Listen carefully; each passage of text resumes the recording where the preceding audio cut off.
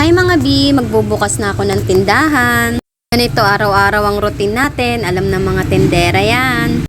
Pero pag nakasanayan na natin, baliwala na sa atin yan, parang normal na sa buhay natin. Mas napapabilis ng kilos natin, baliwala na halos yung pagod, pero nandun pa rin yung mararamdaman natin yung pagod. Pero mas nakakapagod mag-isip kung saan ka kukuha ng pang-araw-araw kung wala ka namang income. Yung salamin ko nga pala nasa labas, nagtahi lang yung biyanan ko ng pangtakip dyan kasi wala pa akong pamparoll up, medyo mahal. Pero pag nakaluwag-luwag na at nakaipon-ipon, darating din tayo dyan. Ayan na, mabilisang kain lang. Nakaw na kain lang kasi pag may bumibili, yan, tatayo na naman, tigil ang kain, tatayo. Ganun lang araw-araw ang routine. Hindi naman natin pwedeng hindi pagbilhan yung bumibili tapos para lang tayo makakain. Priority pa rin yung bibili. Iiwanan lahat para lang mapagbentahan sila.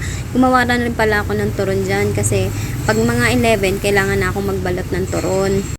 Yung iba kasi ginagawang panghimagas yung turon pagkatapos kumain. Ayan, tigil na naman dahil may bumili. Ganyan lang paulit-ulit. Tigil ang trabaho sa isa para pagbentahan yung isa.